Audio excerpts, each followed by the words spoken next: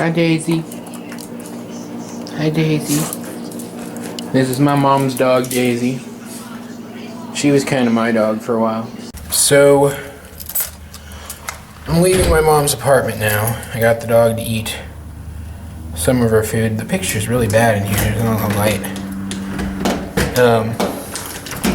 Anyway, I'm still moving some of my stuff.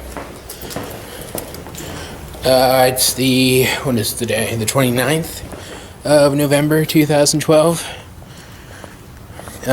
Which, I don't know how much that matters. I don't know how often I'm going to post these or anything yet. And my awesome hair is getting in the way. And I'm on my way back to the house I've been living in to get some of my stuff. I have a lot of stuff. I have a lot of collectibles and stuff. Like, I was real into Transformers as a kid, so I still collect those now. And, here's my terrible, terrible car. Yeah. And, so it takes a lot of time, obviously, when you have, like, hundreds of Transformers. Not hundreds. No, it actually is probably hundreds, that you've collected and display and stuff. It's a very legitimate collection before anyone says anything.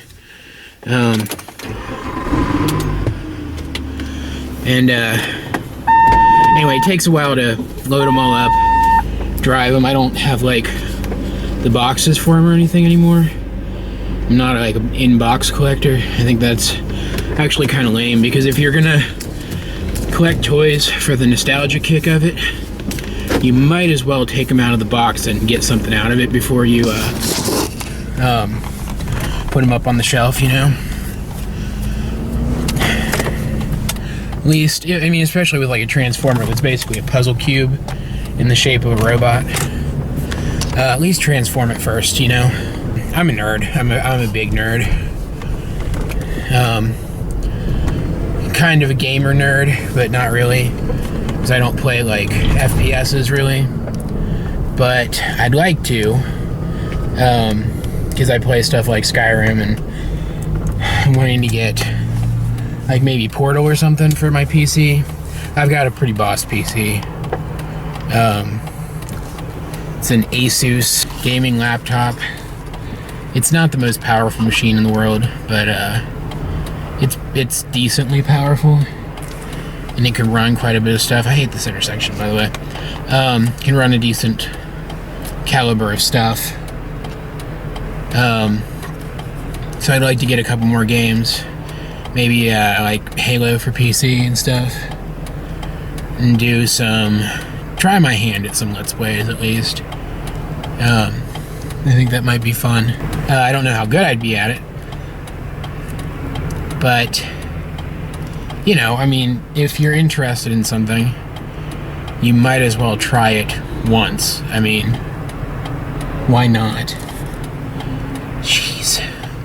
There's always so much traffic coming out of this little town.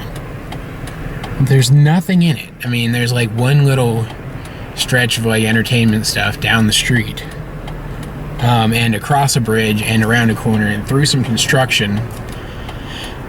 But for some reason, there is always like 100 cars coming out of this little town. Normally, because I don't know if it's this way everywhere in the United States, but here you can turn right on a red light. You treat it like a stop sign, as long as, you know, there's no one coming, because you obviously don't want to hit somebody as you're driving, you know. That'd be bad. But you can sit at a red light at that intersection for it. Well, that entire time I was just talking to you was only part of the light. It usually goes a lot longer than that. It's very poorly timed out, and never get a chance to turn on the red light. But I don't know why I'm talking about this. This is terrible. And I'm just proving how stupid I am, because I've just admitted that I don't know if you can turn right on red everywhere in the United States when this is where I live. Anyway, back to my collection. I have a lot of collectibles.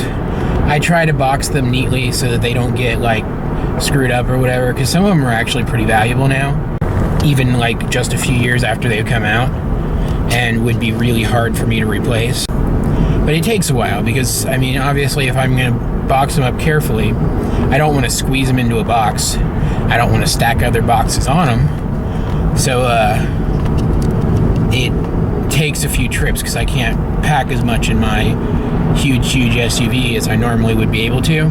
Oh, yay. Traffic. Wonderful.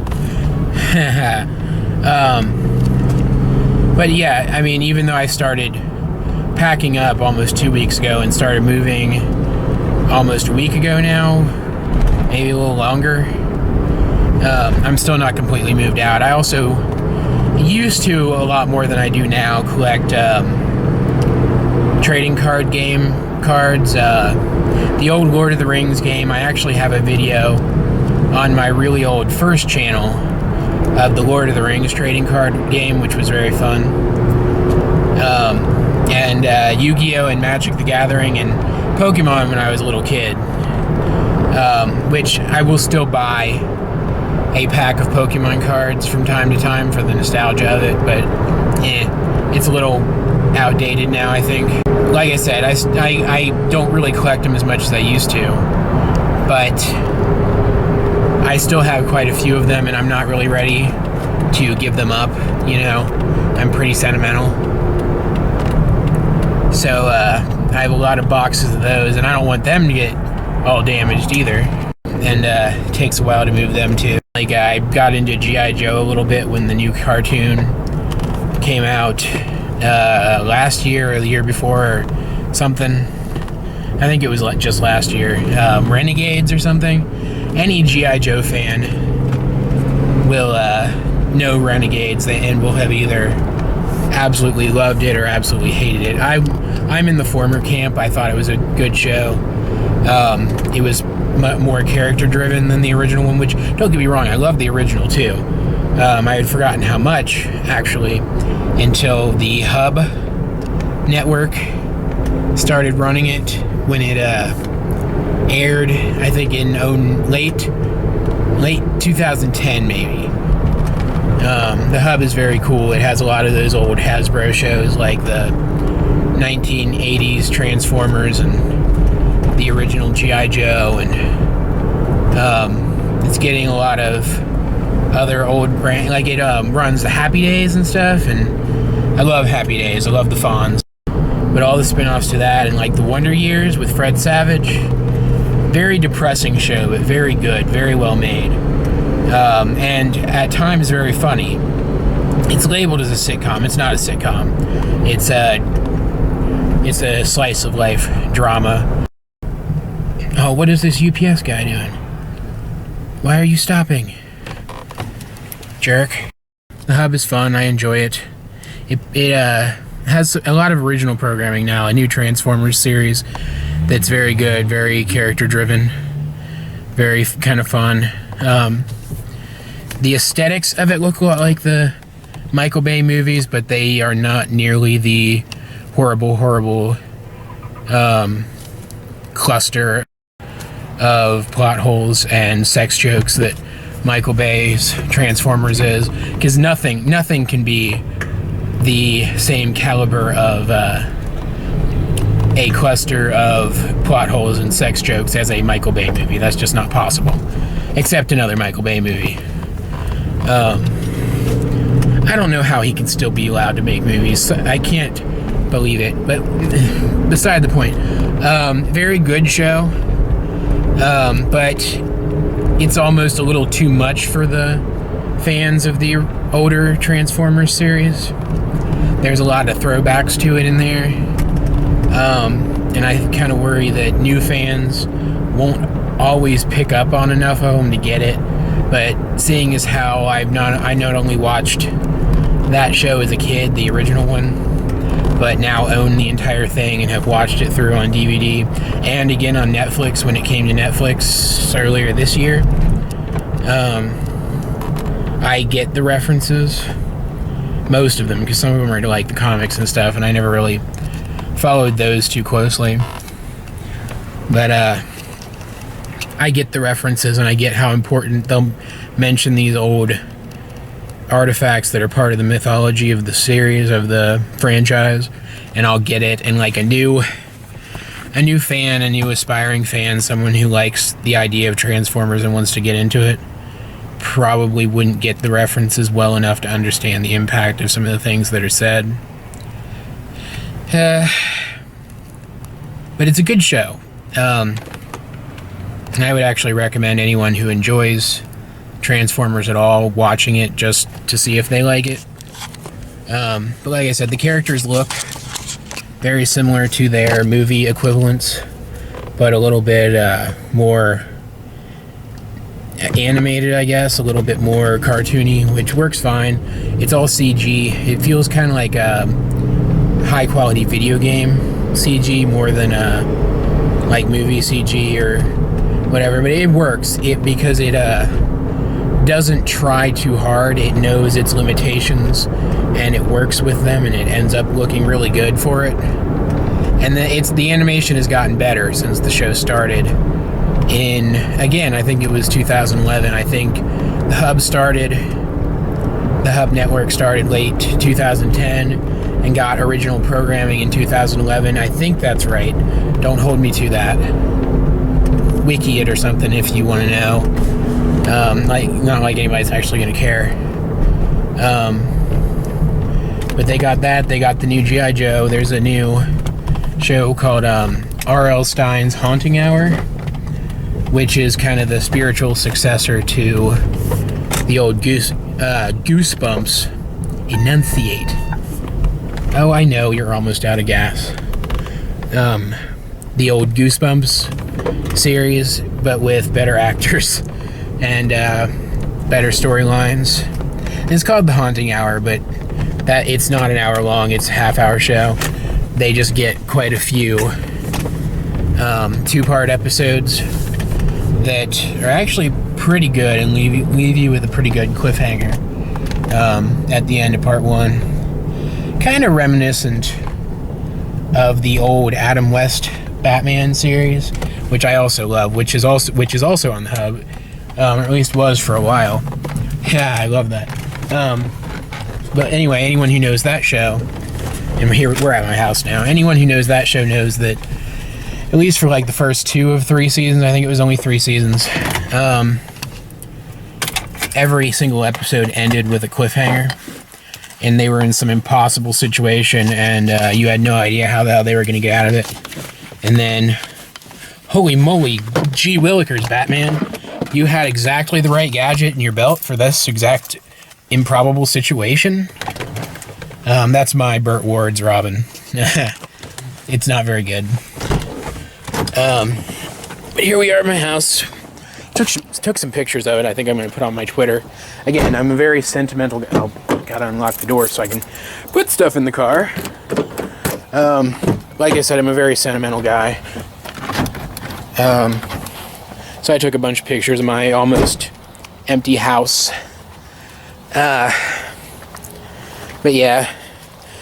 But the Haunting Hour is a lot like that. It doesn't do cliffhangers on every episode, and they're getting fewer and further between lately, which is a little annoying. Shh, this is where I hid my key. Shh. But when they do have a cliffhanger, it's a very, very good, very dramatic cliffhanger episode. The creepy little girl who played the creepy little girl in the latest Twilight movie was in one recently. She was apparently really good. I don't know. I haven't watched it. Anyway, I'm at my house now. I have to get stuff, so... Quiet! Sorry. So I'm at my house now, so I have to get stuff, you know. Gotta have hands. So I'm gonna sign off for now. Real quick, this is, well, my room, kind of. Have some posters up. A lot of them my sister gave me. It's some shelves where I had my collectibles. Well, almost everything's out of here now. Just for posterity's sake. There it is. My battery's getting low, and I'm running out of memory. But yeah, anyway, I have plans tonight, so I can't get too much stuff. But I'm going to the theater, the biggest theater around here. There's not a lot of theaters around here anymore. It's a Rave Motion Pictures, which I think those are all over the country now. They're really overpriced, but they get, like, they're getting, what was it? Something from Broadway, I think, or something. And a really interesting looking, enunciate. A very interesting looking Cirque du Soleil on the big screen thing or something.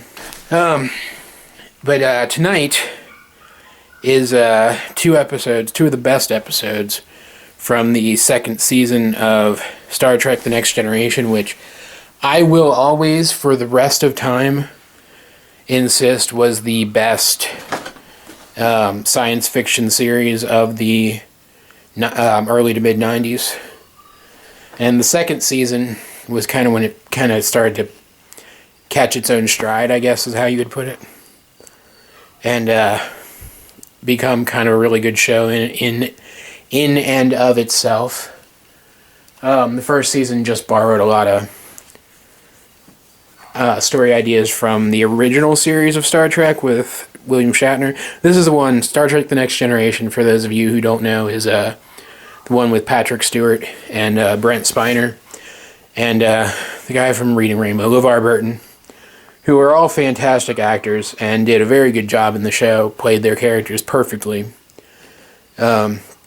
With some minor issues, but they were mostly directing issues. Other than that, they were always in character. They always did a great job. And it's for those of you who know the show, it's Q-Who and A Measure of a Man, and it's from the Blu-ray release in high definition that's coming out, I think, mid-December 2012. Again, don't quote me on that. Never quote me on dates, ever, because I will get them wrong. I forgot my own birthday one year. But they're airing those two episodes, and one of them is an extended cut that has supposedly never been seen before. I'm assuming, besides the people who cut it together, I'm assuming they saw it already. But I'm going to that. I love the show. I'm trying to get one of my friends to go with me. You met him, Nick. But he's a little brokish, so I've got to come up with enough money for his ticket too. My mom's going with me. She's a Trekkie.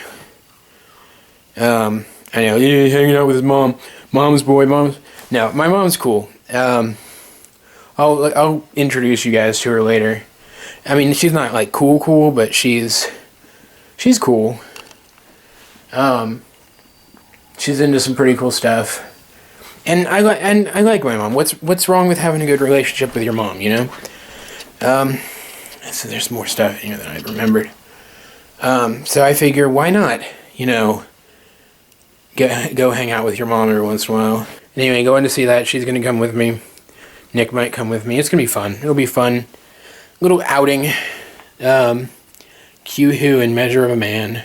I think it's Measure of a Man that's the extended cut. That was a very good episode. It was basically a courtroom drama of an episode, which you're going to say for science fiction, what could that be about?